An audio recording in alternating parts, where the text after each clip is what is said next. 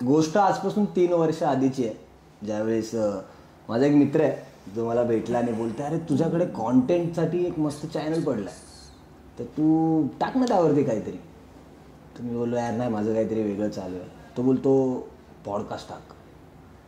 Podcast मला माहिती नव्हतं ऑनेस्टली पॉडकास्ट काय आहे, पण त्या माणसाने मला सांगितलं की पॉडकास्ट डाल ना, दिखते. तर विचार केला चला टाकूयात. तर आज त्या पॉडकास्टची सुरुवात करते. परत हाच विचार केला की जर सुरुवात तर केली आहे, पण आता नेमकं पहिला माणूस कोण बोलवायचा, जो याच्याबरोबर कम्युनिकेट करायचं, याच्याबरोबर मजा करायची, कोण असायला पाहिजे तो माणूस. तर मी बोललो काय करूयात. तर आपण विचार केला की आपण त्याच मित्राला बोलू ज्याने आपल्याला पॉडकास्ट करायला सांगितलं होता, ज्याने पॉडकास्टचं इंट्रोडक्शन करून दिलं. त्याचं आता मी इंट्रोडक्शन करतो आहे, जो आपला पहिला गेस्ट आहे पॉडकास्टसाठी. त्याला मोस्ट ऑफ सगळीजणं, जितकी लोकं बाहेर कॅमेऱ्याच्या बाहेर ओळखतात किंवा कॅमेऱ्यावरती ओळखतात, ॲज अन रॅपर म्हणून ओळखतात. तो माझा एक चांगला मित्र आहे. तो लिरिसिस्ट आहे, तो लिखाण करतो, कॅमेऱ्याच्या व्यतिरिक्त ट्रॅव्हल पण करतो, आणि या सगळ्या गोष्टीमध्ये एक मस्त माणूससुद्धा आहे. तर आपण त्याला आता भेटूयात. निकित होलकर. किती पैसा पाहिजे हा सांग मला, I'm gonna make it baby, come जरा baby, come जरा. निकित 3 वेळा निकित. येस, 3 वेळा निकित. कसा आहेस भाई? मी एकदम मस्त भाई. कसं वाटतं तुला शर्ट वगैरे? नाही हे ठीक आहे. तू म्हणजे आता माझा मित्र आहे म्हणून मी एवढं भारी हे ठीक आहे असं बोलतोय, पण मला खरंच जेन्युइनली विचारायचं आहे, कसा आहेस निकित? खरंच कसा आहेस? लाईक जेही करतोयस आता, कसं वाटतंय? काय चाललंय आयुष्यात आत्ता सध्या? काय चाललंय ह्या स्टेट ऑफ माइंडला जिथे आपण आता बसलोय? काय चाललंय?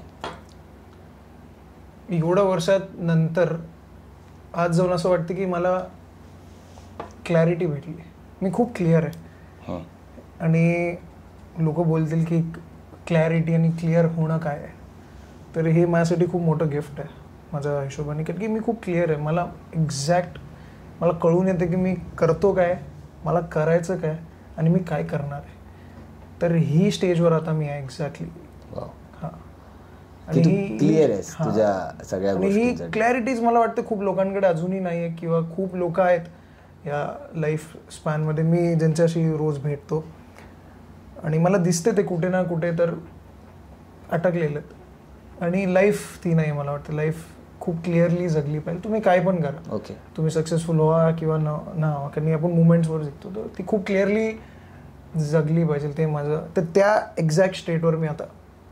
ओके, क्लॅरिटी म्हणजे एक्झॅक्टली क्लॅरिटी म्हणजे तुझ्या हिशोबाने काय वाटतं? Like clarity in terms of like what? Exactly in terms of living your life. Because आज आपण सगळे आपली लाईफ जगतोय. राईट. आपण लाईफ जगता जगता आपण कामं करतोय, आपण ड्रीम्स बघतोय, तर हे सगळ्या ॲस्पेक्ट्समध्ये क्लॅरिटी असली पाहिजे की तू लाईफ का जगतोयस, कशासाठी जगतोयस, कोणासाठी जगतोयस. तर ही क्लॅरिटीच नाही आहे बेसिक. ती बेसिक गोष्ट असं नाही लाईफ, तीच लोकांकडे नाही. तर ती मला एवढ्या वर्षाच्या स्ट्रगल, एवढ्या वर्षाच्या लाईफ स्पॅनमध्ये जाऊन आत्ता कळाली. आत्ता रिसेंटली खूप एक्सप्लोअर केली मी. तर this is what is clarity is. Wow. हां. आणि लाईक आता at the age of like 20-30, okay, तिथे ह्या क्लॅरिटीबद्दल जे आपण बोलतोय, which is like in a practical world, ह्याच्या एकदम लांब जाऊन एक आता वेगळा प्रश्न आहे असाच, की ही क्लॅरिटी, ही गोष्ट समजणं, ही मॅच्युरिटी येणं, आणि हा मॅच्युरिटीवाला निकित आणि तो निकित जो 30 वर्ष आधी जन्माला आलेला, राईट, त्याचं एक नॉर्मल माणसासारखं आयुष्य होतं. एक चाइल्डहूड गेलं, पुढे तो थोडासा मोठा झाला, शाळेत आला, कॉलेजला गेला, आणि मग नंतर कुठेतरी समाव रॅपर म्हणून आला. आज ऑडियन्स सगळेजण बघतायत, त्यांना पहिल्यांदा ॲज अ रॅपर म्हणून निकित बघतायत किंवा रॅपर म्हणून निकित ऐकायला आलेत. मला तिथे जायचंय पाठी. कोण होता निकित? कसा होता निकित? लाईक कुठून सुरुवात आहे? कशा घरी कोण असतात? सुरुवात तर म्हणजे लहानपणी आपली नॉर्मल, आपण लोअर मिडल क्लास मधून आलो, लोअर कास्टमधून. सो आपल्याला पहिल्यापासून ना मला किंवा आमच्या फॅमिलीला कुठलाच आपल्याला हे नाही किंवा फायनान्शियल सपोर्ट बोल किंवा स्ट्रॉंग एज्युकेशनल सपोर्ट किंवा एक असतात ना अँसेस्टोरियल आपल्याला काही नंतर काय भेटतं, आपल्याला काही भेटलं नाही. जे आपण फॅमिलीमध्ये आहे, जे आपण ज्या कास्टमधून आलेलं आपल्याला काही भेटलं. आपण एकदम लोअर. आम्ही चेंबूरला राहायचो, एक छोटंसं घर होतं आमचं. आणि काय आम्ही तेव्हा न्यूक्लिअर म्हणजे सगळे 4-5 फॅमिली, आम्ही 20 लोक जॉईंट फॅमिली राहायचो. मजा आहे ना. पण म्हणजे एक किचनमध्ये, एक बेडरूममध्ये, एक असं राहायचं. तर ते आमचं एक छोटंसं घर आम्हाला भेटलेलं चेंबूरला. तर ती मजा खूप एक नंबर होती भाई. म्हणजे ती तेव्हा 90s मध्ये ना भाई फिलिंग होती. Yes bro. फिलिंग होती की आपण मोबाईल नव्हता आणि आपण जायचो काय पण दगडाबरोबर खेळ, माती तिकडे रेती असायची, रेतीमध्ये खेळ. आमच्या घराच्या पाठी एक असं पहिला ग्राउंड होतं, ते गटर होतं. ओके. तर ते गटरावर ते चिपरी घेऊन 3 वेळा जातो, फ्लॅट घ्यावं लागतं. फ्लॅट घ्यायची, चिपरी शोधायची पूर्ण दिवस. मग संध्याकाळी लपाछुपी खेळायची. दुपारी येऊन काय जेवायचं आपल्या घरी, दोन माहिती चिकन मटन मस्त खायचो. परत पूर्ण दिवस आम्ही घराच्या बाहेरच राहायचो. गोट्या खेळायचो, भवरे खेळायचो, पतंग उडवायचो. पूर्ण दिवस फुल बिझी ब्रो. आता मी जास्त, मला वाटतं माझ्याकडे वेळ आहे की मी करू काय या वेळासोबत. तेव्हा मला एवढं कोण विचार, भाई I am busy bro, I am very busy. पतंग का टाइम है, फिर इसका टाइम है, गोटी खेलने का टाइम है, फिर लपा छुपी खेलने का टाइम है. और कौन सा थे याद आता, लगोरची. ते लगोरची 7 वाले ठेवायचे. नंतर ते आयटम होतं ना, ते त्याच्यावरून पाय देऊन जायचं. राईट. तर तसं लहानपण होतं. नॉर्मल स्कूलमध्ये, आपली म्युन्सिपाल्टी सारखी चांगली स्कूल होती, जास्त पण त्या स्कूलमध्ये नॉर्मल. आणि काय मी एकदम हे होतो रे, बेसिक ॲव्हरेज ॲव्हरेज पोरगा होता. कधीपर्यंत म्हणजे हा आता चेंबूरला आम्ही, मला वाटतं मी जेव्हा 5-6 वर्षाचा होतो तोपर्यंत चेंबूरला मी राहिलो. ओके. नंतर माझे पप्पा तेव्हा रिक्षा वगैरे चालवायचे. कारण की 2 सकाळी म्हणजे मोठे काका चालवायचे आणि रात्री पप्पा वगैरे चालवायचे. नंतर मग त्यांना जॉब वगैरे इकडे लागला तुर्भ्याला. मग आम्ही शिफ्ट झालो वाशीला. म्हणजे वाशीला पण ते थोडंफार झालं इकडून तिकडे. करंटली युअर लाईक वाशीला राहतो. तर मग शिफ्ट वगैरे झालं. मग वाशीला आल्यानंतर मग छोटी चांगली स्कूल वगैरे भेटली मला. आणि तिथे कितवीची म्हणजे कधीची गोष्ट आता पकड ना, फर्स्ट स्टँडर्ड. काय बात कर रहे हो. फर्स्ट स्टँडर्डला, फर्स्ट सेकंड स्टँडर्डला मी होते, वाशीला आलो. बट त्याच्या आधी लहानपण चेंबूर. फिर वो तेरा स्पॅम लाईक बहुत कम टाइम का बचपन एकदम, लेकिन हार्डकोर. पण मी जेव्हा वाशीला आलो ना, त्यानंतर मला रोज हे लोक मम्मी डॅडी चेंबूर. कारण की माझे इतर कोणच मित्र नव्हते. वाशी कसं होतं माहिती का, तेव्हा नवीन शहर झालं आणि कोणच नसायचं रे. घाबरायचो मी, कोण रडायचो मी, मला चेंबूरला घेऊन जावा. तर माझ्या चेंबूरलाच राहायचो मी. 90% तू पकडलं ना, नुसतं शाळेला मी यायचोच. परत माझा पप्पा मला स्कूटरवर बसून पुढे तिघं आम्ही बसून जायचं. कारण की त्यांचे पण मित्र कोण नव्हते इकडे, मम्मी डॅडीचे पण कोण नाही. वाशी खूप सुमसान होतं तेव्हा. तू पकड ना, आता किती 30 वर्षाचे मी, 25-20 वर्षापूर्वी काहीच नव्हतं इथे. सगळं खाडी आणि काही नाही. मग आम्हाला घेऊन जायचं चेंबूर. आता माझं फ्रेंड्स, लहानपणीचे मित्र का जे पण होते ते सगळेच तिकडचे झाले, म्हणजे चेंबूरचेच झाले. खेळणं, हे ते, राहणं तिकडं. मग मोठ्या काकांनी दुसरीकडे घर गेलं, मग तिथं पण आम्ही जाऊन राहायचो. नानीचं पण घर होतं, तर तिथं पण आम्ही राहायचो. तर असं करून नॉर्मल. लफडी केलीत का? लफडी जाम केली, जाम केली. पण लफडी कसं ना, मी थोडा ना पाठी असायचो. लफडी करायचं असायचे बाब्या. आणि आपली थोडी, आपण एवढा पण बिंदास नव्हतो, थोडी फाटायची पण होती बाब्या वगैरे, त्यांच्यासोबत आपण रम्या वगैरे. पुढे कुठे हाय लफडीत चला. पहिला लफडी बोल आणि चोऱ्या पण केल्या आम्ही तिथे. फेवरेट म्हणजे फेवरेट पार्ट होतं माझं. पण म्हणजे मला असं वाटतं कोणी असं मुद्दामून करत नाही, कोणाला मजा येते स्टार्टिंगला. मुद्दामून करायचं ना, मुद्दामून करायचं. हा प्रोफेशनल आहे भाई. आणि मला वाईट नाही वाटत. चोरी करण्यामध्ये ऍक्च्युली पैशाचं पण प्रॉब्लेम होते, पण पैसा मेन प्रॉब्लेम नव्हता. चोरी करण्यामध्ये एक हे भेटायची, तो इनोसन्स असतो कदाचित त्यावेळेचा. इनोसन्सचा केक कदाचित, की काहीतरी यार भारी वाटतंय. तू बघ ना, लहानपणी एक किक भेटायची आपल्याला. तू काय पण एक नवीन गोष्ट करायला गेलास तरी किक भेटायची आपल्या. उगीच काय गरज नाही. खायला 2 टाइम भेटते, सगळं भेटते, काय टेन्शन. असं पण नाही की लयच म्हणजे ते येऊन बोलता ना माझी तुम्ही लय गरीब होतो, तसं नाही भाई. सगळं भेटायचं 2 टाइम खायला. शाळेला पाठवायची, आवडायचं नाही. पण चोरी का करायची, मजा यायची. Kick bro. आज पण मी जे पण करतो ते त्याच्यासाठीच करतो आणि मी जे पण करणार ना मी त्या किकसाठीच करतोय लाईफमध्ये. त्या किकसाठीच मी मला वाटतं आलोय. बट तो वाला जो होता पॅच, म्हणजे असं नाही की तो हे सांगतोय तुम्हाला, बट असं आहे की वो जो इनोसेंस है वही ये डिसीजन ले सकता है. अभी जाके वो सोचेगा कि मैं जाके चोरी करता था, ऐसा नहीं होगा. वो उस टाइम के हिसाब से अभी वो किक को मैंने किधर और डायवर्ट किया, चॅनल किधर और किया.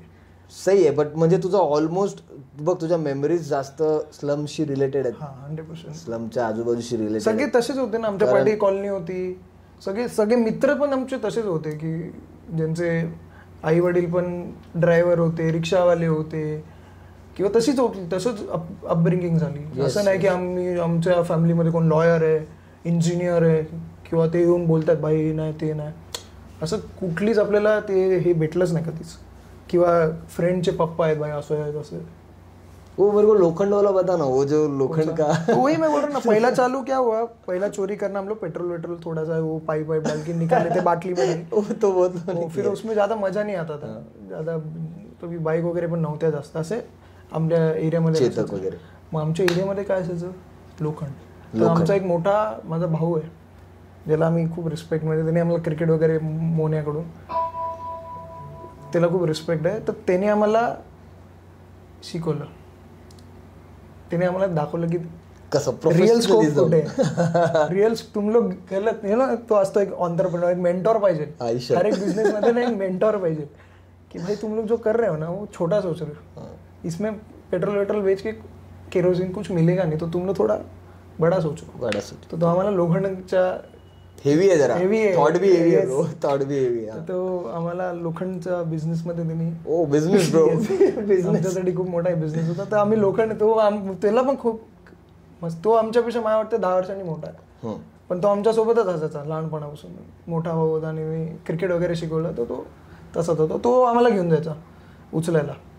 तर आम्हाला तो बिझनेस कळाला की भाई लोखंड तेव्हा मला वाटतं 10 किंवा 12 रुपये किलो ने भेटायचं. आज किती चालू आहे? आज बहुतेक 20-25. मार्केटची जी स्टडी आहे ती आज पण तेवढी स्ट्रॉंग आहे. चुकली नाही पण ठीक आहे जवळपास. तर ते आम्ही मग तिकडे टाक्या वाक्या असायच्या रे, तर ते आम्ही विकायला चालू केले. मग लगेच चोऱ्या करून बॅगेट घालून हे घालून. मैंने भी देखा था वो सिंबल वाला, वो सिंबल का मैंने आजूबाजू में देखा था. लोक गाडीचे सिंबल काढायचे. शाळेमध्ये काय व्हायचं, शाळेत एक जण यायचा आणि तो ना बुक वरती अशी डिझाईन काढायचा, लाईक डिझाईन काढून सांगायचा की हा या गाडीचा सिंबल आहे, ह्याचे 85,000 रुपये भेटतात. आता त्यावेळेचे 85,000 म्हणजे 3 शून्य लागले की भाई काय मतलब मोठा बिझनेस. बहुत इतना मतलब कोण देगा 85,000. देखा ही नाही. मला सांगा 600 रुपये 700 रुपये असायची त्यावेळेस. आपल्या लोकांना कुठलं नॉलेज भेटलं किंवा नॉलेज नव्हतं. आता तूच पकड, आपण मराठी लोक आपल्या लोकांना ते बिझनेसचं नॉलेज वगैरे ते प्रोव्हाइडेड नव्हतं. आपल्याला स्वतः डिस्कवर करावं लागायचं पहिलं. आपल्याला ते अपब्रिंगिंग नव्हती. तर आपण जे भेटेल ते आय थिंक कारण सर्वायवल होता. वेळ सर्वायवल मध्ये गेलाय, सर्वायवल साठी चालू होता आणि कदाचित तो आजही चालू असेल. बट तो कुठेतरी बऱ्याच ठिकाणी घेऊन आलाय. मी जितकं निकितला ओळखतो, जेवढं मला माहिती आहे, बऱ्याचशा लेवलने कुठेतरी घेऊन आला. पाठीमागे जेव्हा वळून बघतो तेव्हा मजा येते की भारी होतं जे पण होतं ते. सो मध्ये आता तू बोललास की तुला त्या दादाने क्रिकेट खेळायला शिकवलं. क्रिकेट के साथ तेरा कनेक्ट है जो मैंने सुना था. मेरे को क्रिकेट के बारे में जानना है ब्रो की तू. पहिला तेरे को मैं लोखंड का बतातो. हाँ, ते लोखंडचं ना चल ते चेंबूरला करायचं तर ते ठीक आहे. तर ती स्कीम मी इकडे घेऊन आलो वाशीत. तर वाशीत कशीकडे चांगले घरातले लोक माझे मित्र, आता वाशीमध्ये चांगले मित्र झाले माझे, थोडे बिझनेसवाले होते आणि चांगले घरातले लोक. तर त्यांना मी सांगितलं रे की मी असं लोखंड विकतो, तुम्हाला इंटरेस्ट आहे का. चांगले घरातले लोक भाई. त्याला एक सीन सांगितलं. काय केलं ते मी यायचे माझ्या टेरेसवर लोखंड असायचं. तुला माहिती BMCचं झाकण असतं ते पण आम्ही विकले. म्हणजे हे चांगल्या घरातले ना दुपारी यायचे जेव्हा लोक झोपायचे, दुपारचं जेवण करून. वाशीत काय जास्त लोक नसतात ठीक आहे. आणि आमचा एक फिक्स भांगारवाला होता.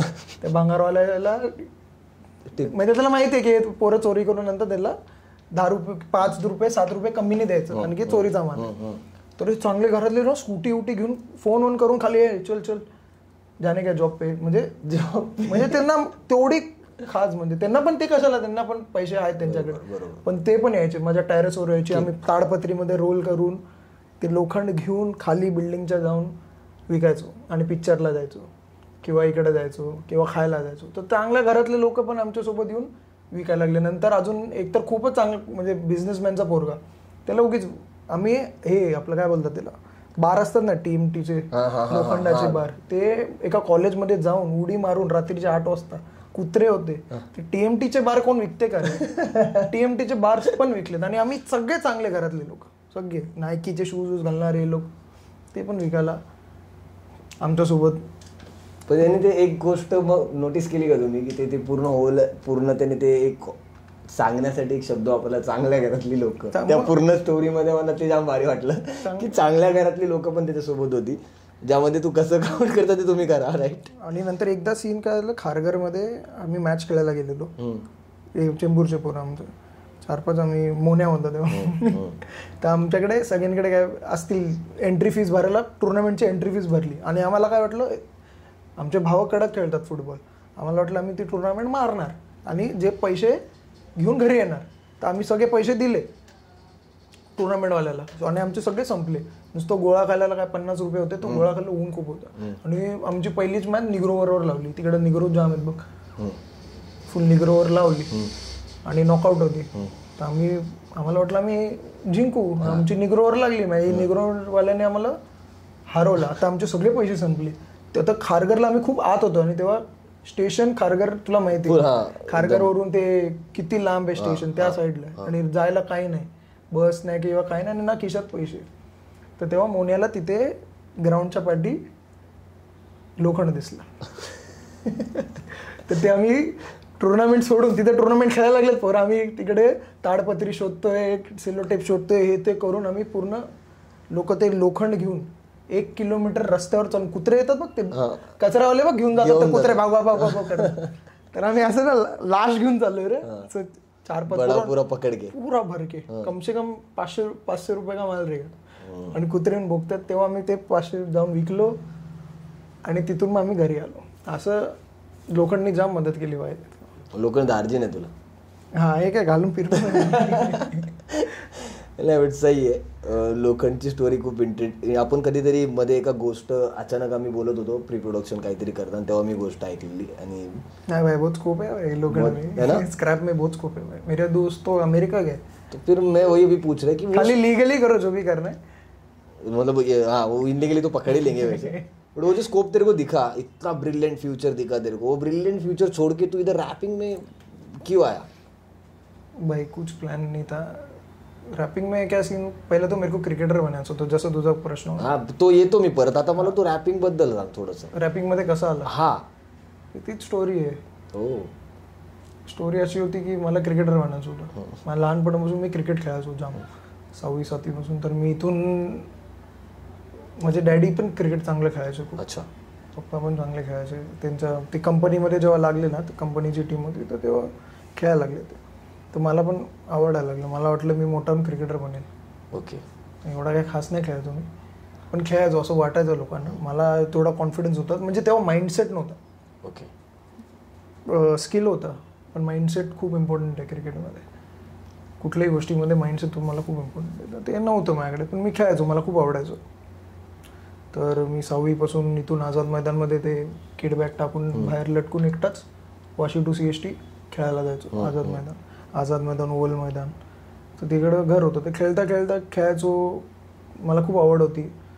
तर मग मी अंडर-19 प्रोबेबल्स सिलेक्ट झालो मुंबई रणजी ट्रॉफी कॅम्पात. पण त्याचवेळी मला इंजिनिअरिंगमध्ये टाकलं माझ्या पॅरेंट्सनी. कारण की तुला माहिती आहे, आपल्या घरात काय कोण शिकलेलं नाही आहे, पोरांना पहिला शिकवा, ते आपल्या ह्याच्यात होतं समाजात किंवा जे पण आहे, की पोरांना पहिला शिकवा. कारण की माझ्या भावानी पण इंजिनिअरिंग घेतलेली, तो पण माझ्या वयाचा, तो कझिन आहे. अपने टाइम पे वो गिना चुना ही था ना, तुम लोग वो इंजीनियर, डॉक्टर, या फिर आज भी बहुत लोग हमें देखिए किधर आ गए.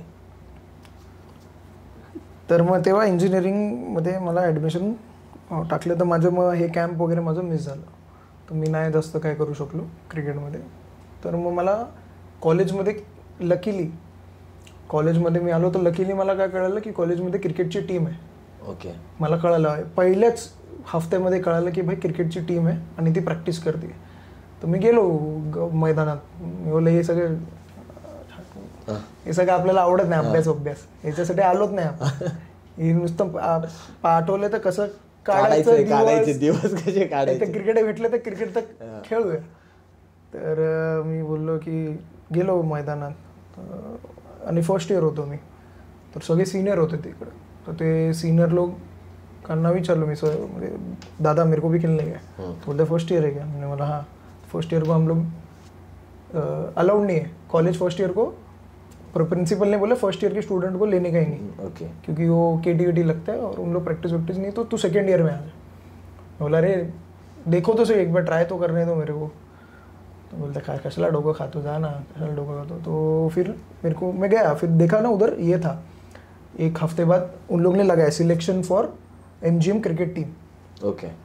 MGM में था तू? हाँ MGM पनवेलला. ओके. तर मी बोला आता इकडं तर लोकांनी पळवलं, बघूया आपण डायरेक्ट सिलेक्शनला जाऊ. तर सिलेक्शन नेरूळला होतं. तर मी सगळ्यात पहिला 5:30 का 6ला जाऊन पोचलो सिलेक्शन जिथं होतं तिथे. सकाळी जाऊन बॅग ठेवली आणि रेडी राहिलो. तर ते मला बघितले, अरे फर्स्ट इयरला नाही बोललेलं ना तू, कशाला आलास? मी बोललो मला खेळायचं आहे.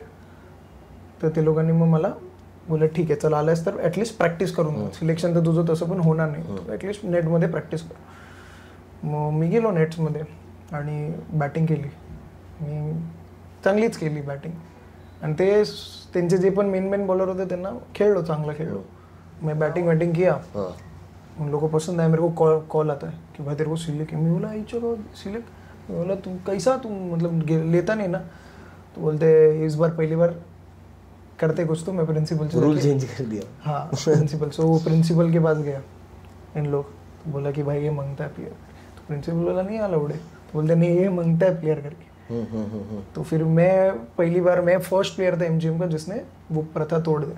ओके. कि फर्स्ट ईयर को नहीं लेने. उसके बाद फर्स्ट ईयर आने लगे और मैं खेला MGM के लिए, टीम के लिए खेला. तो खेला क्रिकेटर एज अ क्रिकेटर तो मेरे को MGM में पब्लिक जानती थी कि भाई कैप्टन भी धीरे धीरे मैं कैप्टन भी हुआ टुवर्ड्स द एंड, जब 3rd-4th ईयर में. और मेरी जो एक्स गर्लफ्रेंड थी उन लोग सब लोग आते थे मैचेस वगैरह देखने के लिए. तो अच्छा खासा नाम था मेरा. अच्छा चल रहा था. और कुछ मतलब फोकस किया था तभी क्रिकेटर या भी बनना? क्रिकेटर बनना नहीं था, एंजॉय करना था. अभी मैंने कुछ सोचा नहीं था लाइफ में, कभी कुछ सोचा नहीं. कभी सोचा ही नहीं. मैं खाली सोचा था कि मजे मारो भाई लाइफ में, कुछ ज़्यादा सोचो ही मत. क्योंकि सोचेगा तो कुछ भलता ही होता है. जो सोचेगा वो कभी होता ही नहीं है. मेरे साथ तो नहीं होता. तो मैं क्या मजे करते गया. तो एक बार मेरे को पता चल गया कि इस साल फेस्ट है और बहुत बजट मिला. ओके. तो मैंने बोला ठीक है अपनी को क्या करने है, कॉलेज फेस्ट. हाँ कॉलेज का फेस्ट, अपनी को क्या करने है. अपनी को बोलते ग्राउंड पे होने वाला है, स्टेडियम पे. हम लोग का एक ऐसा ग्राउंड था, उसको हम लोग स्टेडियम बोलते थे. मस्त ग्राउंड, टिप टॉप ग्राउंड बनाया था. तो बोलते हैं इस बार स्टेज कॉलेज के क्वाड्रेंगल में नहीं, बाहर इसमें होने वाला है, ग्राउंड पे होने बड़ा वाला. तो मैंने बोला तो मेरे को ऐसा कुछ तो होने लगा. अच्छा अपन कुछ लेना देना ही नहीं मेरा स्टेज से यार कुछ. तो बाद में ना देखा रे मैं स्टेज पे ना, स्टेज का काम चालू हो गया. हम लोग का प्रैक्टिस होता था ना, तो उधर मैंने बोला इतना बड़ा स्टेज, बहुत बड़ा स्टेज है. तो और मेरे को कुछ तो अलग ही था लगा, मेरे को स्टेज पे कुछ तो करने का था. तो मैं बोला कुछ तो करना पडेगा भाई. तो मी आपण मराठीत करतो ना पॉडकास्ट. हां बरोबर आहे ना. हिंदीत गेलो चालतं. तर मला असं वाटलं काय तर करूया आता. मला त्या स्टेजवर काय तर करायचं. आणि मी रॅप वगैरे लिहायचो रे, असं नुसतं लिहायचो. मला नीट येत नव्हतं बोलायला, ठीक आहे. पण मला काय तर करायचं होतं स्टेजवर, मला इच्छा होती. तर ते जे असतात बघ कॉलेजचे, काय बोलतात त्यांना, जे ऑर्गनाईज करतात. कॉलेजचा प्रश्न मला पण नको विचारू यार, खरंच सांगतो. कॉलेजचे पोरं जे ऍडमिन का CR वगैरह CRZ जोन क्या मतलब प्रेसिडेंट वाला वो जो मैनेज करते हैं हेड वगैरह. तो इव्हेंट हेड. हां मी माझ्या एक्स गर्लफ्रेंडला बोललो की उससे मिला, तिचा फ्रेंड होता. तो बोली जा असं मिल. ते लोग बोले भाई तू यू मैनेज कर रहा है ना ये. बोला हाँ क्या हुआ. तो मेरे को भाई परफॉर्म करने का. ओके ठीक है. ये 2014 या 14 का बात है. मैं 15 में पास आउट हुआ ना, 13-14 का बात है. ओके. पब्लिक को रैप है कुछ नहीं पता, ठीक है. किसी को ज़्यादा पता नहीं. तो मैं बोला भाई मेरे को करने का ये चीज़. तो बोला क्या करेगा तू. मैंने बोला मैं रैप करने. बोलते हैं तभी तो क्या 2013 में 14 में काय- किसी को ना हसल नहीं, ना गली no, बॉय ना कुछ कुछ भी नहीं। ये रैप अभी अभी बीच में चालू हुआ जब अपने को अचानक से समझ में आया कि भाई ऐसा भी कोई करियर बना सकता है पब्लिक। ओके, तो मैंने बोला भाई मैंने ऐसा लास्ट बेंच पे बैठ के इंजीनियरिंग के ऊपर रैप बनाया, बीट वीट नहीं आई चीज़ सुनने का तो बोला एक काम कर, ब्रेक के बाद आ मेरे को मिल। मैं फुल ऑफ वेट किया, कॉलेज सब से ये बंद कर दिया, लेक्चर छोड़ दिया, मैं बैठ गया थोड़ा प्रैक्टिस करते। फिर उसको बोला, उसको मैंने इंजीनियरिंग वाला एक रैप सुनाया था कि इंजीनियरिंग जो रिलीज है शायद ना? जो रिलीज है जो तुम लोग देख लो जाके। अच्छा, फर्स्ट रैप बहुत, हाँ बहुत ही hard rap, lyrics wise skills wise ठीक ठाक है वो टाइम के हिसाब से। तो हम लोगों को नहीं पता था भाई कौन सिखाने वाला है, लेकिन हम लोगों ने देखा था, कोशिश करने का क्या प्रॉब्लम है, कुछ गलत किया तो उसको सुना और उसको हिट हो गया रे। वो बोलता भाई तूने तो, मैं लिखा था रे पूरा इंजीनियरिंग कैसा इन लोग रट्टा मरवाते और मेरे को अभी याद नहीं आ रहा, वो पेपर जमा करते कुछ नहीं करते, सगळं ते इंजिनिअरिंगगचं कॉन्टेक्स्ट पूर्ण तो त्या गाण्यात टाकलं होतं, पूरा पूरा डाल दिया तो वो KT and all, yes, बहुत ज्यादा भाई डिटेल था। खतरनाक है। तो बोला सच्ची उधर टारगेट ऑडियंस खतरनाक है। बोले सच्ची क्या? बोलते हाँ करेगा क्या तू? बोला हाँ करेगा। तो बोला तेरे लिए मैं अलग से कुछ रख नहीं सकता हूँ, बट एक गैप है जब बैंड है, नहीं जब प्राइस डिस्ट्रीब्यूशन है और डीजे, उसके बीच में 10 मिनट ना वो डीजे वाला सेटअप करने वाला रहेगा, तभी तो जाके वो 10 मिनट में तेरे को दे सकता हूँ। जब ये सेट और पब्लिक मतलब 10 मिनट में तेरे को जो करना है मैं तेरे को करने को दे सकता हूँ। ओके, प्राइस डिस्ट्रीब्यूशन पहला तेरा स्टेज। हाँ, तो मैंने बोला हाँ डन। तो मैं गया घर पे और मेरे को तभी 2-3 रैपर पता थे, हनी सिंह, बादशाह, लिल गोलू, रफ्तार, इन लोग कमर्शियल कर रहे हैं और उन लोग कपड़े कैसे पहनते, उल्टी टोपी डिजाइन वाली। तो मैं हो गया वैंड्रा ढूंढने में उल्टा टोपी चाहिए, चमकने वाला, गले में चेन मेन और हाफ स्लीव्स, गले में मंगता चेन, शूज एकदम तो जैसा उन लोग दिखता अपन वैसे कॉपी करेंगे ना, अपने को क्या आइडिया। तो फिर आया टाइम, देखा तो 300-400 की पब्लिक में फुल खुश, पब्लिक डरता है ना, मैं खुश हो गया। मैंने बोला भाई आज तो फाड़ देंगे। तो मेरे को तभी पता नहीं, मेरा एक दोस्त था जिसके पास ऐसा वो कैमरा कूल पिक्स कैमरा, तो उसके पास था। मैंने बोला भाई तू मेरा वो पहिला लेगा क्या मराठीत? हां माझं घेशील का तू ते शूटिंग? माझं पहिलं आहे, म्हणजे कधी काय झालं तर मला ॲटलिस्ट लक्षात राहील, माझं पहिलं तर तू शूट कर। तो बोला हे करेगा ना तेरे लिए। त्याला मग मी बोलवलं ये माझ्या, तर त्याने माझ्या शोला तो आला उभा राहिला आणि मग मी ना लाईटवाल्याकडे गेलो। हे मला ऑटोमॅटिकली लाईटवाल्याकडे गेलो, मी बोला भाई मी जब माइक पे बोलना चालू करेगा ना तेरे को लाइट बंद करनी है। तू मतलब सेट उसको डायरेक्ट करके बता रहा है, त्याला पूर्ण सस्पेन्स क्रिएट करावं की भाई लोकांना कळायला नाही पाहिजे कोणतर मोठा येतोय असं वाटलं तर पाहिजे। तर नंतर 10 मिनिटं भेटलेत भाई, 10 मिनिटं भेटलेत। बोला ठीक आहे भाई ठीक आहे। आणि त्याला मग ते हे दिली काय बीट वीटची सीडी दिली, हे सीडी काय ते राईट वरून ना, हां सीडी राईट मारून दिली। तो बोला ठीक आहे भाई जाओ। तर पब्लिक पकली रे फुल, राईट डिस्ट्रीब्युशन चालू होता, फुल बोर होत होती आणि पब्लिकला पाहिजे होतं डीजे नाईट। कुठल्या पण फेस्टला काय असते हे सगळे डीजे मंगाव, सगळे डीजे पोरं आगे आपले पोरं पिऊन आलेत मस्त कॉलेजमध्ये इंजिनिअरिंग 4th प्यायचं डीजे वाजवा। आईच्या गावात 9:30 झाले काय तिकडं ना, मला ऐकू येत होतं, मी बाजूला उभे होते, माझेच मित्र गावाले, अरे वाजवा डीजे काय सगळं बंद करायला पटापट वाजवा। तर मला टेन्शन यायला लागलं, यांना डीजे पाहिजे, मी इकडे गुण का तू विचित्र बोलला तर म्हणलं जाऊ दे, जेवेल तेवेल, माझा टाईम आला। तर मी गेलो, त्याने इंट्रोड्यूस वगैरे केला त्या सीआरने, we have a wrapper Nikit Holkar, सगळे आहे आणि ब्लॅकआउट वगैरे झालं। तर मी गेलो स्टेजवर फुल ब्लॅकआउट आणि मग ओरडायला लागलो रे, माझ्यामध्ये ऑटोमॅटिक हे आलं, ओरडायला लागलो आणि केलं, लाईट्स ऑन झाले आणि केलं आणि लोकांना खूप आवडलं। 10 मिनिटं ते नाही सॉरी पहिले ना जेव्हा नाव घेतलं ना आणि एंट्री मारली ना मी, तर लोकांना बू अरे काय शिवाय वगैरे ऐकायला लागले, काय चुत्त्यागिरी, कोई तो नया दिख रहा है जिसको हम लोग जानते भी नहीं हो, इसके बारे में इसके लिए क्यों रुके, ऐसा वाला वो जो कोण आहे म्हणजे चिल मारना है। जास्त लोक ओळखत होते पण बाकीचे अरे काय कोण आहे, डीजेला बोलवा आहे काय सगळं फालतूगिरी, बू करायला लागले। तुम्हाला त्या व्हिडिओ मध्ये पण दिसेल, कधी टाकेल मी माझ्या डॉक्युमेंटरी मध्ये, बू करायला लागले। मी म्हटलं थांब जरा, आता लाईट बंद झाली, म्युझिक ऑन आणि मी रॅप केला, ठीकच केला रॅप, एवढा खास नव्हता, पण मी जो तो ॲटमॉस्फिअर बनवला ना Exactly, bro. 300 आणि जे लोकांशी लोकांसमोर. इंटरॅक्ट केलो ना ते खूप लोकांना आवडलं. राईट. आणि शो कोणतरी एक व्यक्ती तिथे शूट करत होता माझं ते पूर्ण ना शूट करत होता. म्हणजे कॉलेजचा ते कॅमेरावाले असतात बघ, माहिती कॅमेरा कॅमेरा डिपार्टमेंट जे डिपार्टमेंट पूर्ण फेस्टला शूट करणार. ते 5-6 जण सगळेजण तर त्याच्यात एक व्यक्ती होता, त्याचं मी तुला सांगतो हा. नंतर. तो माझा पूर्ण शूट करत होता आणि माझा एक छोटावाला कॅमेरा पण शूट मी केलो आणि आलो मी माझ्या आगरी पूर, अरे यो आला यो मला ते यो बोलायचं, यो आला आणि ते लोकांनी जाम मला अप्रिशिएट केलं की भाई लय मचवलंस तू हे ते, आणि संपलं. घरी गेलो. नेक्स्ट दिवशी आलो तर नेक्स्ट दिवशी मला माझ्या एक्स गर्लफ्रेंडचा फोन आला की अरे एक पोरगा तुला शोधतोय. ओके. तर तो पोरगा सूरज करून होता. सूरज. हाँ, सूरज दांडे. तो बोलते अरे माझ्या गर्लफ्रेंडला जाऊन बोलतो अरे वो कल एक रैपर था तेरे को पता है बहुत हार्ड था रे वो. तर माझी गर्लफ्रेंड बोली अच्छा वो मेरा बॉयफ्रेंड है, रोज उसको बुलाती हूँ. आणि मी टपरीवर बसलेलो मित्रांसोबत दम मारत बसलेलो. तर बोलली अरे इधर आना तेरे को कोई तो म्हणून. मला कोण ढूंढते रे, कोण आहे? बोल हा ना कोण.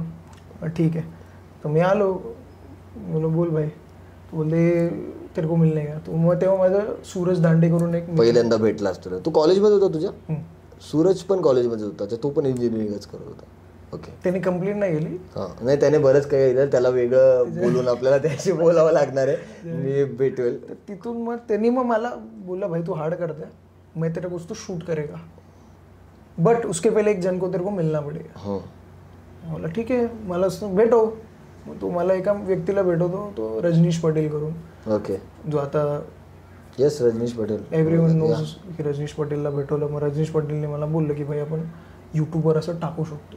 तर तेव्हा मला यूट्यूब कळालं. रजनीश पटेलने मला यूट्यूब दाखवलं की 2016 15-16 राईट. 15-16 मध्ये आम्ही फुल प्लॅनिंग करत होतो की यूट्यूबवर टाकूया काय तर मला आयडियल डोक्यामध्ये कोण होतं, हनी सिंग, बादशाह, हे लोक काय करतात गाड्या आणतात. तर सूरज पण आला. सूरज काय बोला की तुम लोग कुछ तो गाना म्हणा आपण शूट करते, लय इंटरेस्टिंग शूट. तर मी बोललो ठीक आहे करते. हे तर 10 मिनिटानंतर तुझ्या आयुष्यात घडत होतं. ते जे 10 मिनिटं झालेत तुझे, जे तू स्टेजवरती गेलायस आणि ते 300 लोकांमध्ये परफॉर्म केलंयस. 300 मधला कोणतरी एक आहे जो तुला तुझी स्टोरी आता पुढे चालली आहे, जी आता पुढे हे होईल. ओके. तर मग सूरजने मला इंट्रोड्यूस केलं रजनीशशी. मग आम्ही भेटलो. त्याने बोलला गाणं म्हणू. ठीक आहे गाणं म्हणवतो. मग आम्ही दोघं बसून गाणं म्हणवलं. कसं काय तर ऑडॅसिटी करून एक सॉफ्टवेअर होतं.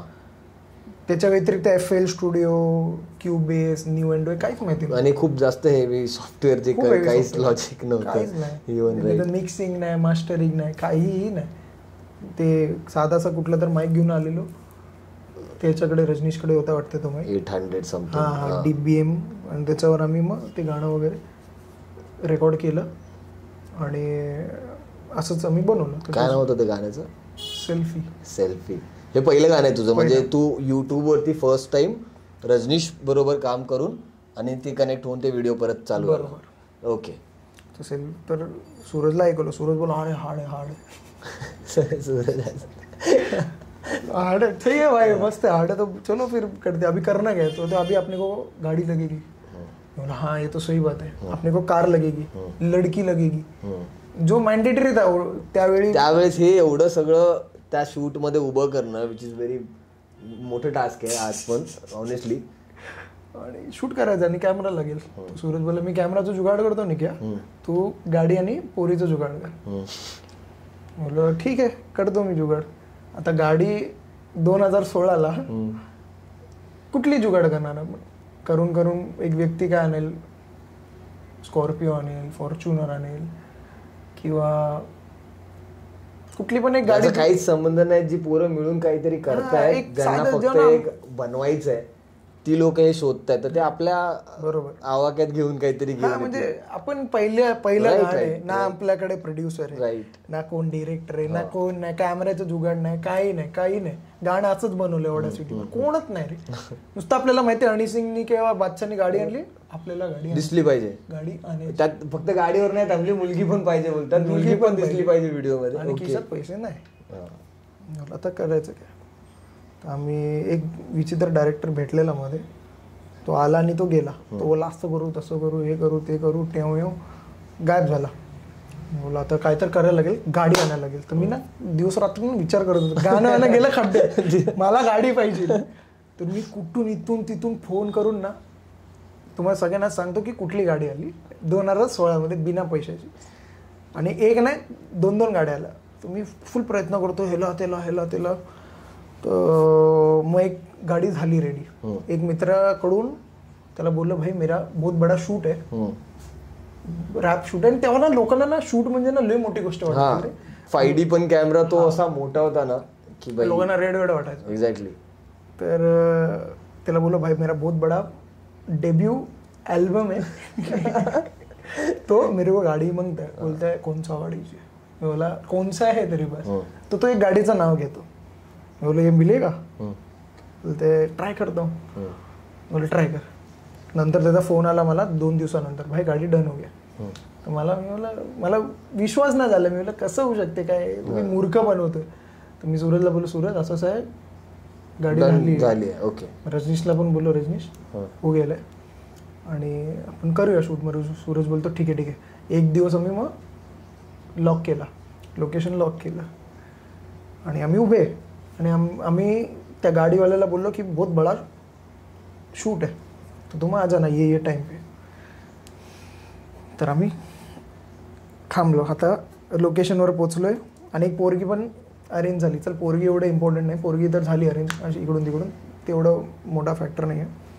आम्ही शूटवर मी, पोरगी, सूरजचा एक असिस्टंट आणि रजनीश, आम्ही 5 लोक थांबलो. सूरजच्या हातात एवढूसा कॅमेरा सेटअप, म्हणजे आमच्याकडे एक छोटा कॅमेरा. आता मी CBD बेलापूरच्या त्या कॉर्नरवर उभं आहे जिथे NMMC बनले. ओके. तो तिथे उभं आहे आणि आम्हाला ना खूप जोरात आवाज येतो. तुला माहिती लांबून एक पाम बीच. ओके. लांबून एक स्पोर्ट्स कार येते मोठी. आपल्याला कसा आवाज येतो काय कोणाची गाडी रे तो तिथे आवाज आला रे. तर आम्ही असं की तिकडे बघायला लागलो आणि ती गाडी होती Audi R8. ती आली अशी आम्ही बघायला लागलो का गाडी रे. नंतर ती येऊन डायरेक्ट आमच्या समोर उभा राहिली. येई तुम्हारा गाडी. आणि Audi R8 पहिल्या शूटला ती गाडी कमीत कमी 4.5 करोडची गाडी. कोणी देणार नाही भाई अशी उभी करायला पण देत नाहीत लवकर. 4.5 करोडची गाडी आमच्या पहिल्या शूटला. आणि तो उतरतो आणि आम्हाला विचारतो किती रे शूट. बोलतो सूरजचे पाय वतरायला लागले, माझे पाय वतरायला लागले. कॅमेरा कौन सा था उसके पास. Normal shoot. त्याला काय वाटलं की शूट आहे ब्रो, वॅनिटी असेल. शूट त्याला वाटलं वॅनिटी व्हॅन असेल आणि ते पडदे उडदे काय असतात ते. तू सांगितलं काय होतं. बडा शूट आहे भाई, बहुत बडा शूट आहे. तो ऑफकोर्स बडा ही था. तो ऑडिओ ऑरेट. आणि त्याला चेंबूरहून इकडून याला 4,500 पेट्रोल गेलं. काय बोलतो. व्हाईट पेट्रोल लागतं. ते पण त्यांचंच. ते जाऊन बघा व्हिडिओ, दाखवतो डिस्क्रिप्शन मध्ये डेफिनेटली. तर रजनीश बघायला लागला. रजनीश पण त्याचे पण पाय वातरायला लागले. मेरा शूट आहे बारीक, तो पण एवढाचा बारीक. बोलते मेरा. आणि तिकडं गर्दी झाली रे, फुल गर्दी. आणि तिकडं ना मला आवाज यायला लागले रफ्तार आला पाठून परत रफ्तार आला. आणि मी ना ती टोपी चमकली. तू एकदम फुल रॅपर रॅपर. आणि मला बनायचं होतं. एक्झॅक्टली. वो तेरे जल रहा था, जहन में अंदर भी आ रहा था धीरे धीरे. आणि सूरज खूप आवडलेला त्यावेळी की त्याचं पहिलंच शूट होतं ऍज अ म्युझिक व्हिडिओ. आणि त्याला काही माहिती नाही की करायचं काय. आणि Audi R8 तर आली. त्याच्यासोबत त्याच्या एका मित्राची त्यांनी बीटेल करून एक गाडी असते. ओके. ते तुला माहिती मिड टाउन मॅडनेस खेळायचो, त्याच्यामध्ये गाडी होती. ओके. तर ती गाडी सिल्वर कोटेड फुल चमचम. भाई थँक्स टू मोहम्मद डॉन भाई, उसके वजह से वो मिला गाडी.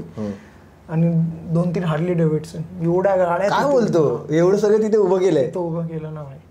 आणि ऍक्च्युली जो आम्हाला वाटलेला जो असा छोटासा शूट होईल तो इव्हेंच्युअली त्या कार्स आणि याच्यामुळे खूप मोठा झाला शूट. आणि तिथून जी मजा यायला लागली ना मला, ती मजा मी माझ्या लाईफमध्ये मला सारखी हवी आहे. म्हणून मी I decided to become a rapper. कि इसमें जाने का भाई, इसमें जाके कि जो भी है भाई, मेरे को इसमें सक्सेस मिले कि नहीं मिले, मैंने उसका परवाह किया ही नहीं. मेरे को इसमें मजा आ रहा है. एक्झॅक्टली. हे अलग अलग जो एक्सपिरियन्सेस आहे ना हे लाईफ ह्यालाच रिचनेस बोलतात मला वाटतं. की हे विचित्र एक्सपिरियन्सेस करण्यामध्ये जी मजा आली एक्झॅक्टली.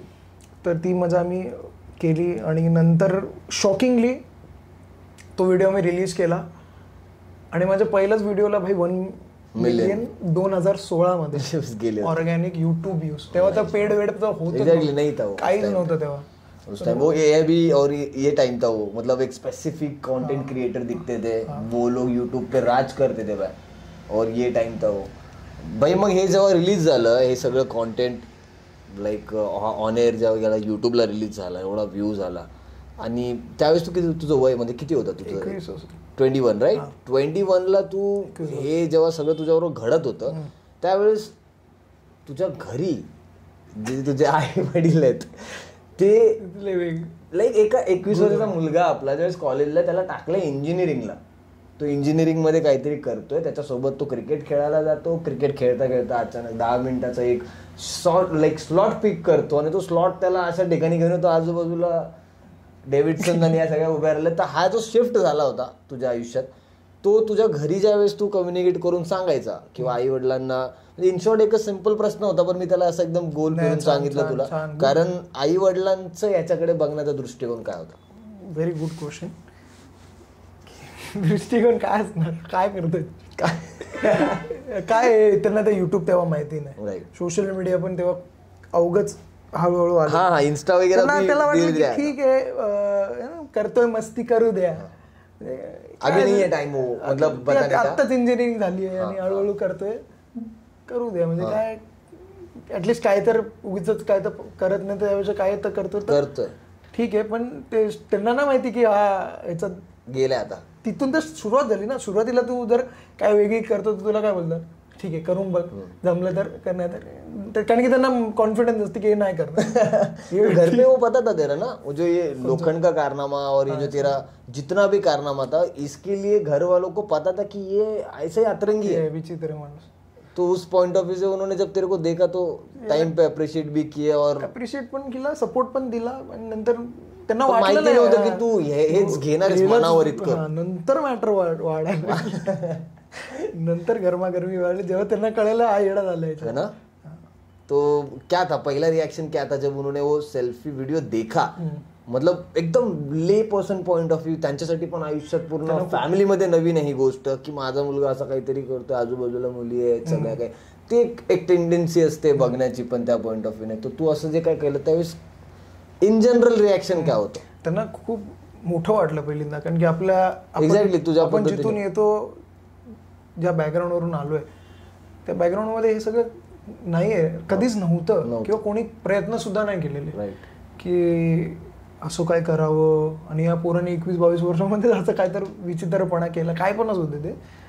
पण ते खूप त्यांना असं बरं वाटलं की असं थोडंसं मोठं वाटलं की अरे असं पण काय करू शकतात, की असं पण काय तर केलं तर चांगलं वाटलं त्यांना. नंतर मला त्याचे चुका पण काढल्या की असं नाही तसं थोडंसं केलं पाहिजे, थोडं गाण्यावाण्यावर मला थोडं कर बोललं. पण 90% लोकांनी बरं वाटलं त्यांना की काय तर वेगळं करतो. तब तक तो यूट्यूब पे नहीं था, मतलब तेरा खुद का चॅनल नाही था, तो स्वतःचा चॅनल नव्हता. पहिलं गाणं पण माझं रजनीशच्या युट्यूब तिथून सुरुवात झाली होती. आणि मला चॅनल बनवता येत नव्हतं, कसं टाकतात पण येत नव्हतं, काही येत नव्हतं अपलोड करणं. आणि यांनी जो अमेझिंग एक्सपिरियन्स आणि पहिल्या गाण्याचा सांगितला ना, मी त्याचा लाईक तशा अशा काही एक्सपिरियन्सचा स्वतःच विटनेस आहे. कारण आम्ही बघितलं की किती, कारण मी काय बघतो या गोष्टीकडे, ज्यावेळेस आता आपण ह्या गोष्टीला बोलू की अरे हे घडलंय असं असं वेळच्या वेळी, हे इथल्या इथे हे घडलं तिथल्या इथे, पण ते जर मी डीपली नोटीस केलं ना तर त्या माणसाची इच्छाशक्ती आहे ना ती आपल्याला कळते की उसको गाडी लाने का था, उसको गाड़ी देखो जो जेब में 1 रुपया भी नहीं होता है ना तभी दिमाग बहुत चलता है. वो ऐसे वाला चीज था उसका कि मेरे को लाना है, मेरे को आजू बाजू, उसने क्या उधर बोला रहेगा कैसा बोला रहेगा वो बात का बात है, लेकिन वो खड़ा रहा, वो दिखा, फिर वो बिका. तो वो जो उसने वो रखा ना अंदर क्या मेरे को करने का है, तो वो लेके आया वो. नहीं तो हम लोग कभी बोल देंगे नहीं रे ये नहीं होगा, अपन इधर लेना थोड़ा सा लगा देते हैं, तो उतने में वो निपटून जाता.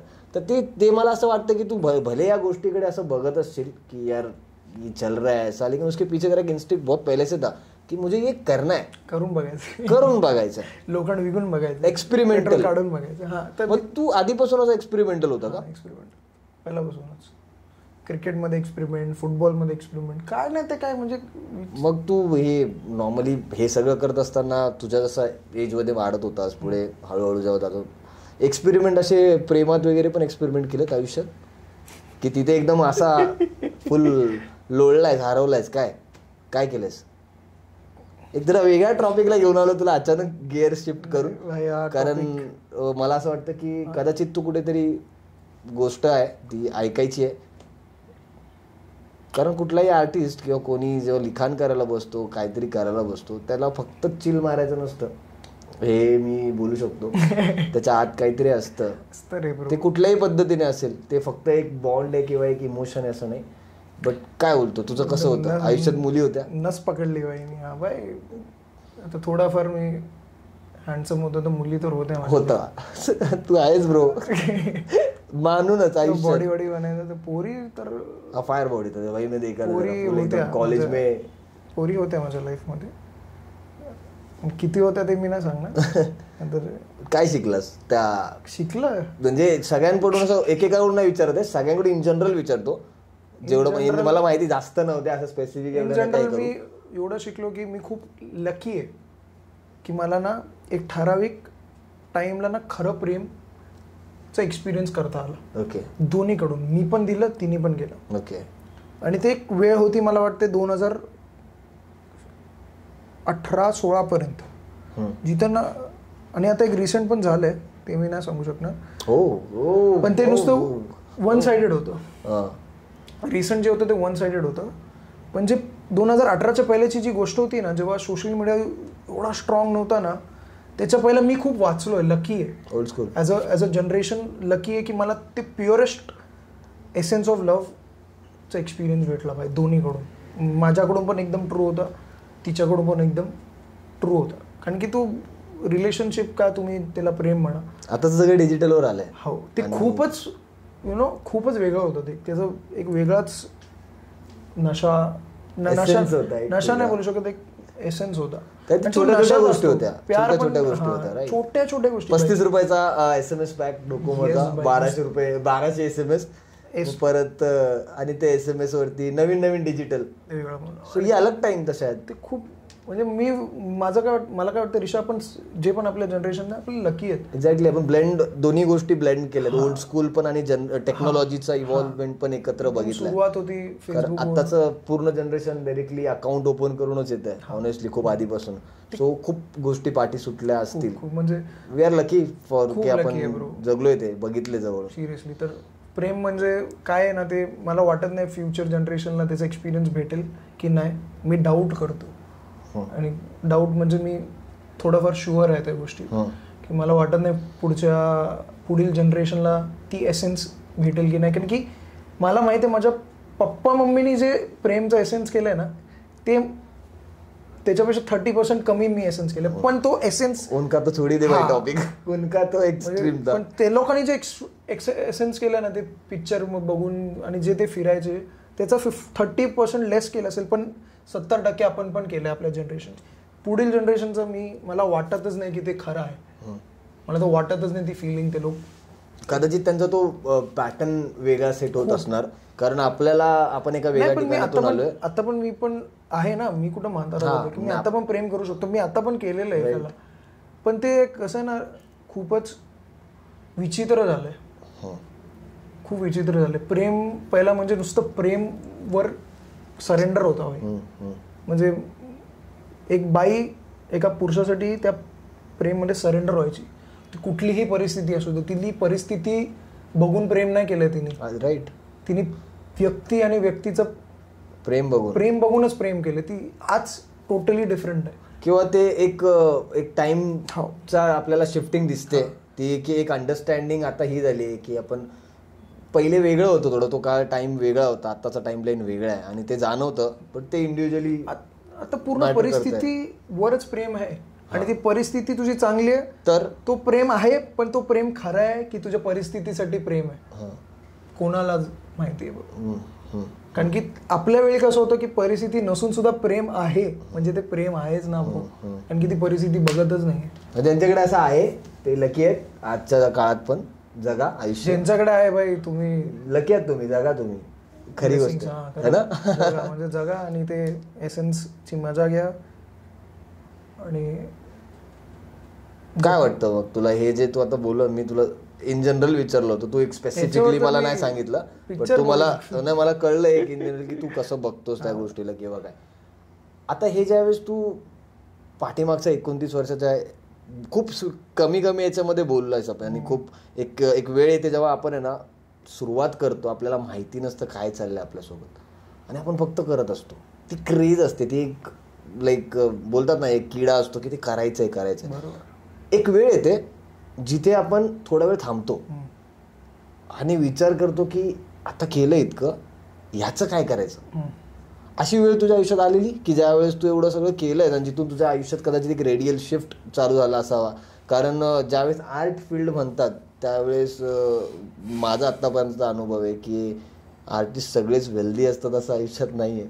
त्यांना त्यांच्या आयुष्यात वेगळंही काहीतरी फाईट करावं लागत असेल. कारण गणित, आकड्यांची गणित आणि हे जे काही गोष्टी आहेत याला तू कशा पद्धतीने बघतो की ते आर्थिकदृष्ट्या ज्यावेळेस तू बघतो की आता तू परिस्थिती मला बोललास की कधी प्रेम करतो आपण तर तो परिस्थिती, मग एका कलाकारावरती कोणाला जर प्रेम झालं तर त्याने काय करावं.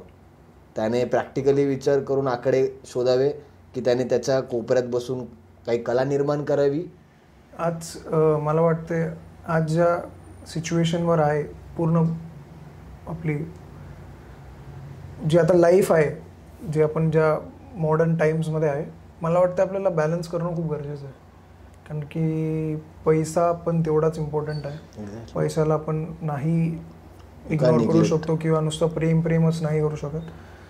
तर कुठे ना कुठे बॅलन्स मला वाटते इज दी की in every aspect of life. की आपल्याला पैशाला पण तेवढाच मान आणि टाईम आणि एनर्जी दिली पाहिजे, तेवढाच टाईम आपल्या स्वतःला पण देणं गरजेचं आहे. कारण की स्वतःतूनच आर्ट येतं.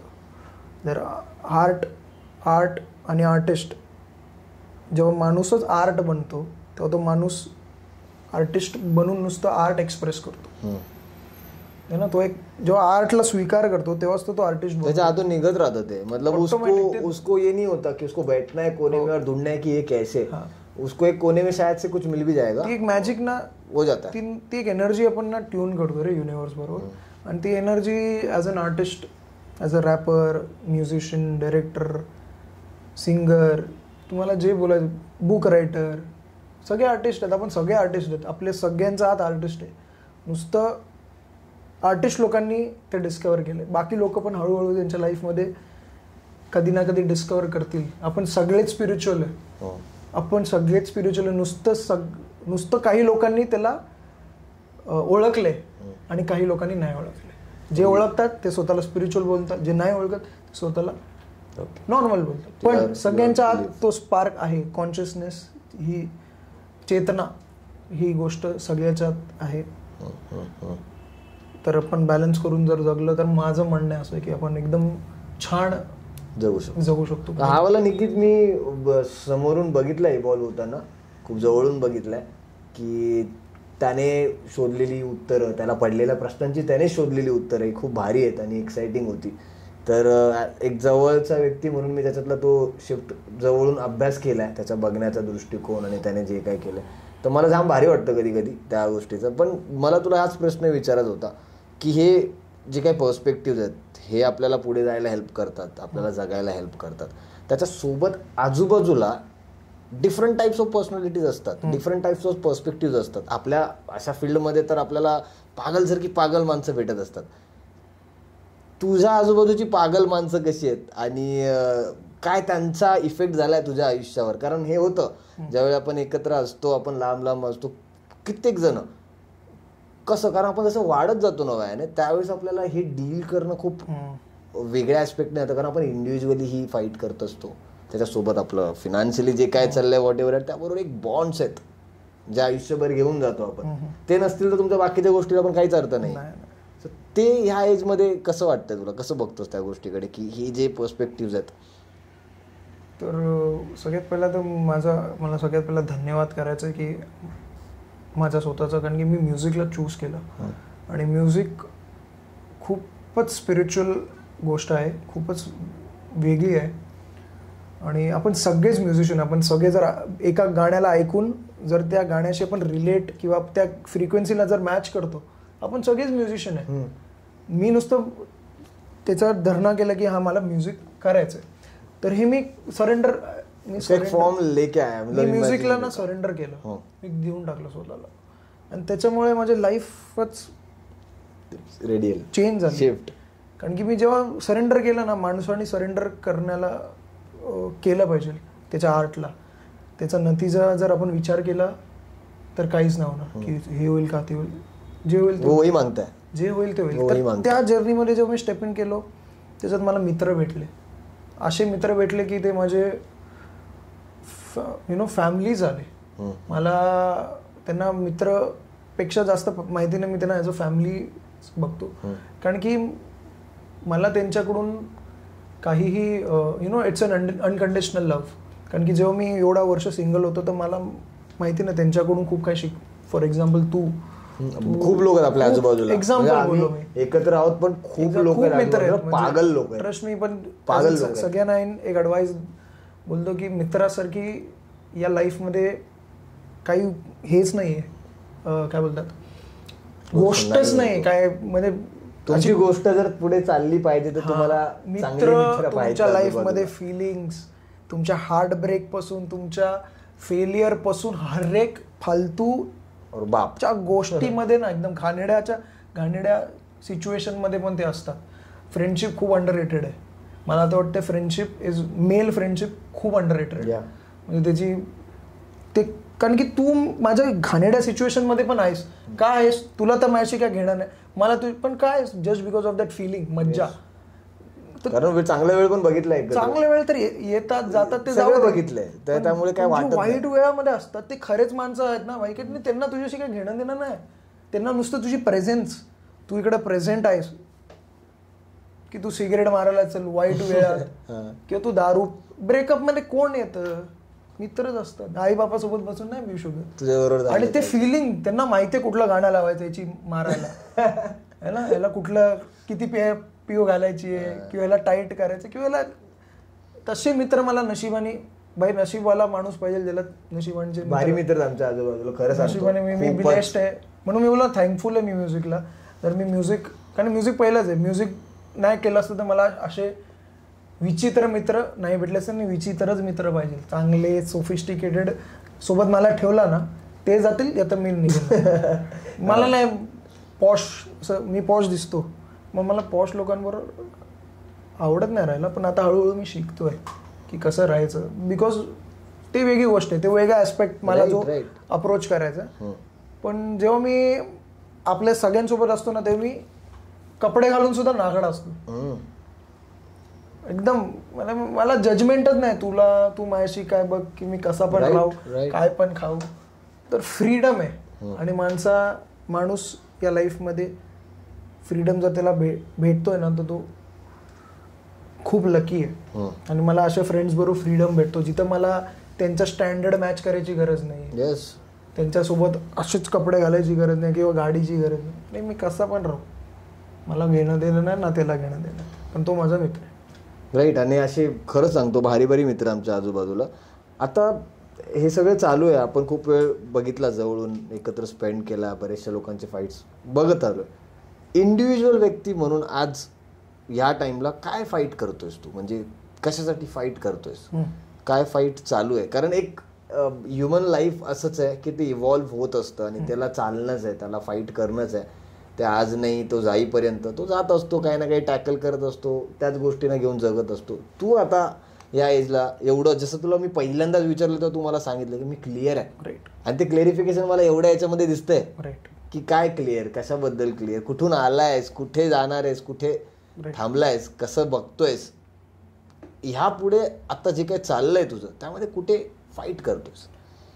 मला वाटतं फाईट हे मी नाही, आपण सर्वच करतोय.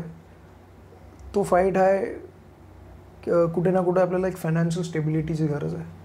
आपण सर्वच करतो, सर्वांनाच. कारण की ती सोसायटीच अशी डिझाईन झाली आहे, इन्फ्लेशन आलाय, महागाई आली आहे, आणि आपण म्हणजे सर्व कॉमन व्यक्ती पण रोज फाईट करतो पैशांसाठी.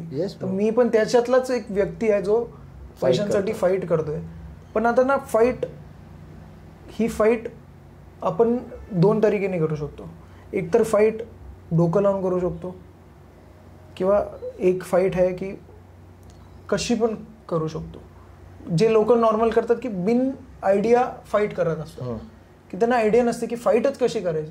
म्हणजे आता एक वॉरमध्ये जातो पण आपल्याला माहितीच नाही, तलवारच येत नाही चालवायला तर आपण घुसत जाणार ना, मारे आपण मरत जाणार आडवं तिडवं कापून, पण फायदा नाही. पण जर तू डोकं लावून फाईट करायला शिकलस तर जे आपला टार्गेट आहे, जो आपण फाईट करतो, आपण सर्वेच त्या फाईटमध्ये पैशासाठी, तर ती पैशाची फाईट पण मला वाटते डोकं लावून स्ट्रॅटेजिकली पैशाला समजून, पैसा काय आहे, जे आपल्याला एज्युकेशन भेटलं नाही, आपल्या स्पेसिफिकली मराठी लोकांना ते एज्युकेशन भेटलं नाही. जसं की गुजराती फॅमिली, मारवाडी फॅमिली हे 100 वर्षापासून पैशांचा बिझनेस करतायत. आपण एक वर्किंग क्लास आहे, आपल्याला नुसतं माहिती की आपल्याला घ्यायचे आणि मंथच्या एंडला पैसे भेटणार आहेत आणि खर्च करायचे. हे आपल्याला साठवणं हे नाही, साठवणं किंवा कुठे त्याला गुंतवणं हे नाही. कारण ते कदाचित ते फाईटच आपली फक्त जगण्यासाठी एवढी, आणि आपण जिथून बिलॉंग करतो तिथे ते हे विषयच नव्हते, मला तर दिवसच ढकलायचे होते. सो तेच आपलं गुंतवणं कसं करायचं, तर आज मला वाटते मराठी माणसं आज हळूहळू शिकायला लागले. त्यातला मी पण एक आहे, मराठी माणूस किंवा रॅपर म्हणा किंवा काय पण.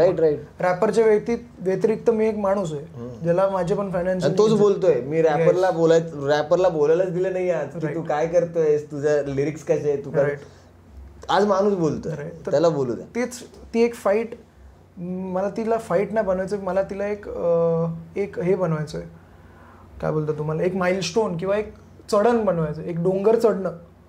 तिला फाईट नाही बनवायची, मला तिला एकदम क्लिअरली मला ते डोंगर चढायचं. कसं चढायचं step by step, camp 1, camp 2, camp 3. तर ते मी माझ्यासाठी तशी स्ट्रॅटेजी बनवली की मी त्या स्ट्रॅटेजीला कॅम्प 1, कॅम्प 2, कॅम्प 3 साईड आणि मग एव्हरेस्ट चढायचं. ओके, तसं रादर देन तिला फाईट बनवलं तर आपण मग ह्याला फाईटच करत राहू. कारण की हे जे मोठे लोक आहेत हे आपल्या लोकांना एक दुसऱ्याशी फाईट करायला लावलं. त्याच्या खिशातून काढ, त्याच्या खिशातून काढ, याची मार. तरी ते मारामारी नाही करायचे, आपल्याला एक हळूहळू एकत्र येऊन सगळ्यांना स्टेप बाय स्टेप करून ती फाईट जिंकायची.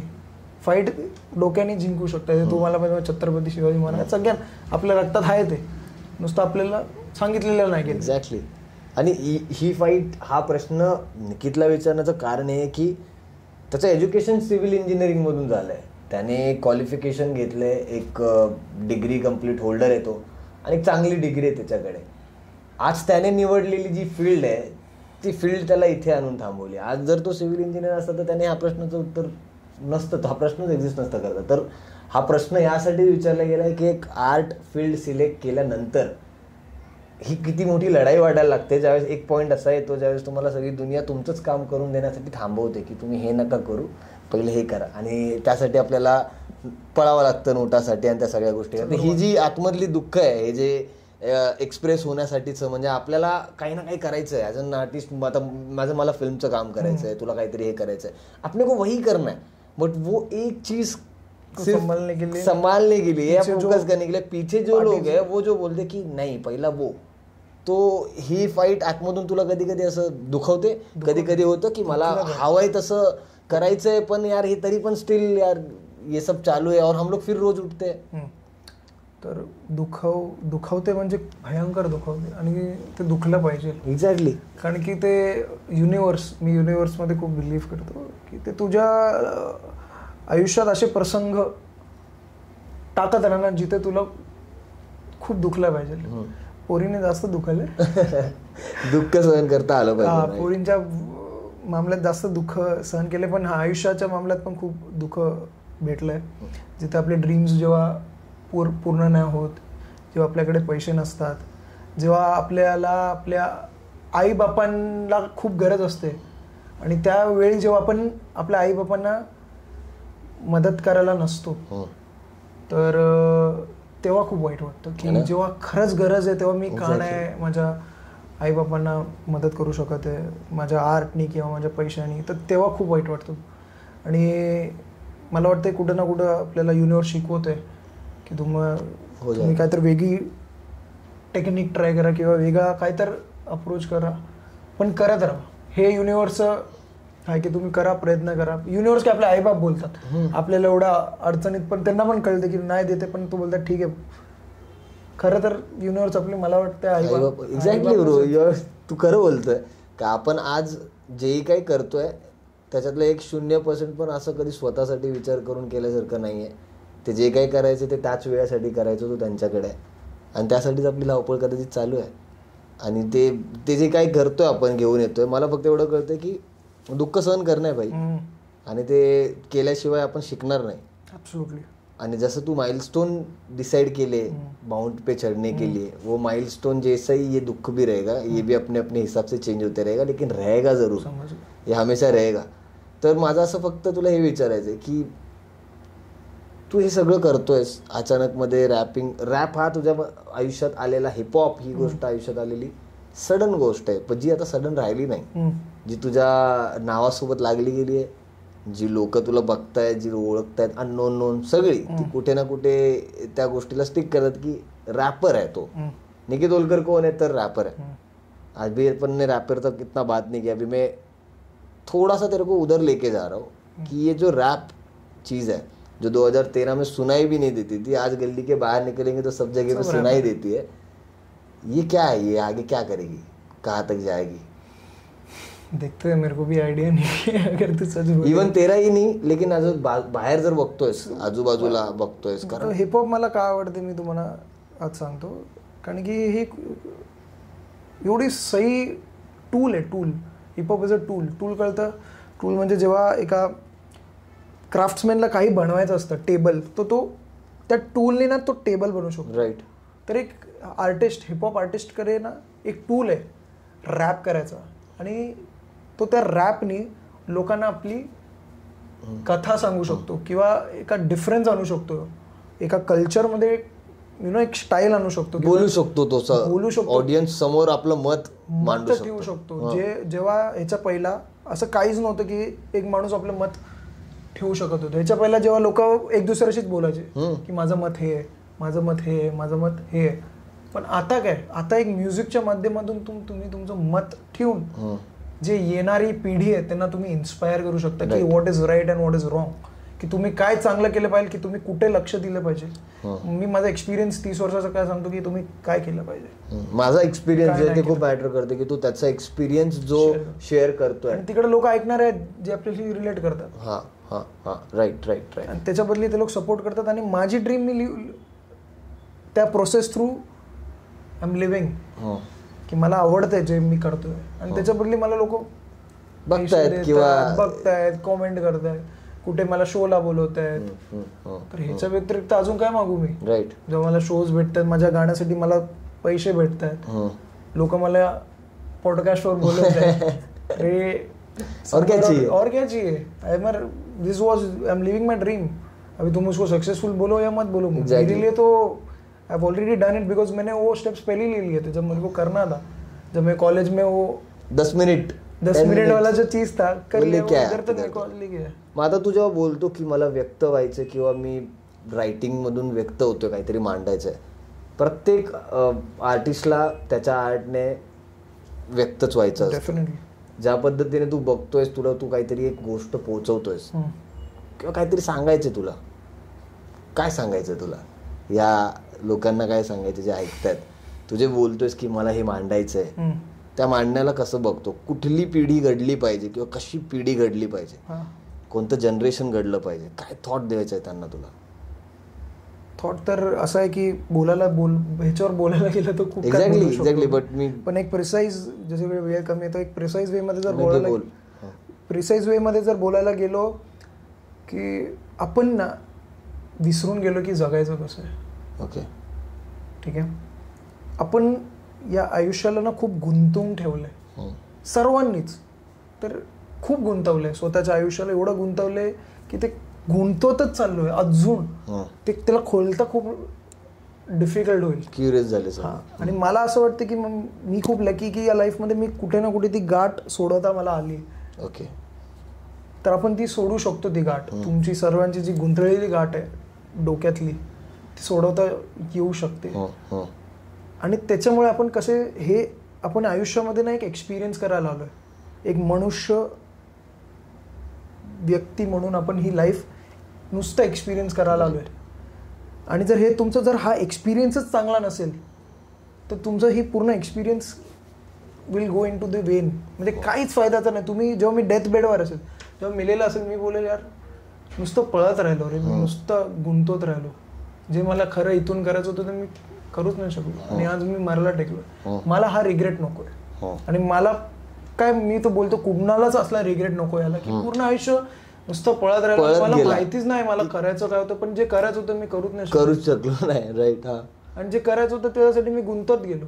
तर मी बोलतो ते कशाला, फ्रीडम.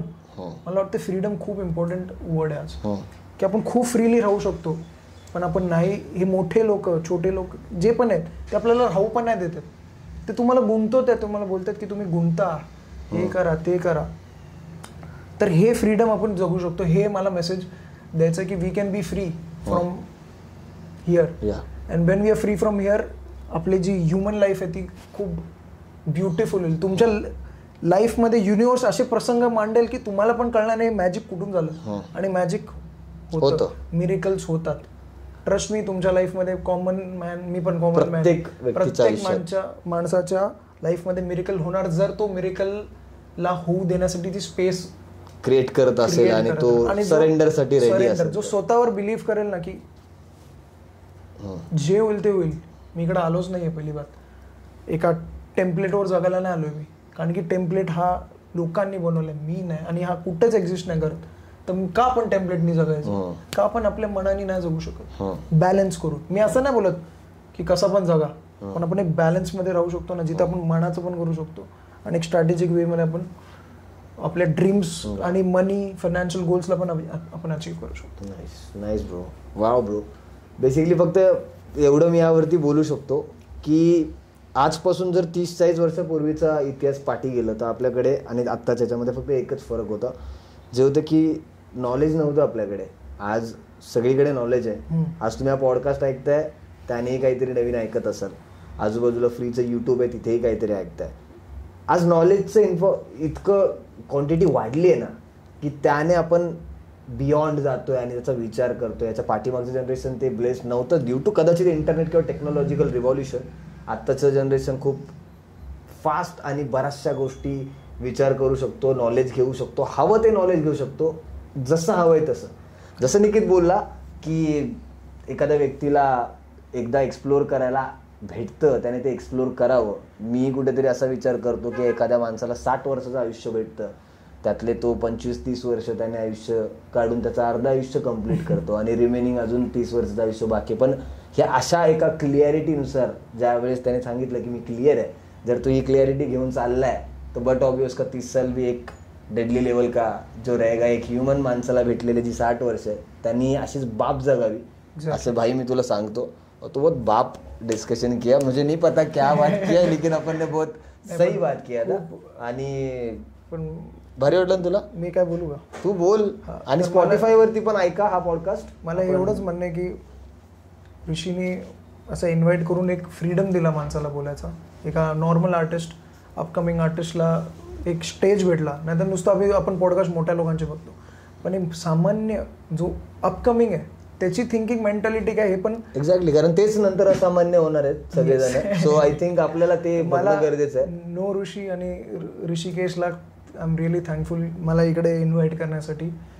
आणि ऑनेस्टली सांगू तर फर्स्ट एपिसोड आहे. आम्ही परफेक्ट केलंय किंवा परफेक्ट होतं, देर इज नथिंग असं परफेक्ट असं काही नसतं. मला ना एक्सपेरिमेंट करायचं आहे पॉडकास्ट इन द सेन्स. मी पण शिकतोच आहे. मी काही लाईक केलं नाही असं आधी, पण मी शिकतोच आहे आणि मला बघायचं आहे, नवीन नवीन लोकांना ऐकायचं आहे. युजली मी स्टोरी टेलिंग करताना बोलतो, डिस्कशन करतो, बट ट्राय करतोय की मेरे को बहुत सुनने का है, ज्यादा सुनने का है, नया नया लोग. पण अशा लोकांना तो इन्व्हाइट करतोय जे एवढे रेकग्नाइज नाही आहेत. आय कन्सिडर आपण लाईक माझा मित्राच्या व्यतिरिक्त पण त्याचा एक थॉट आहे.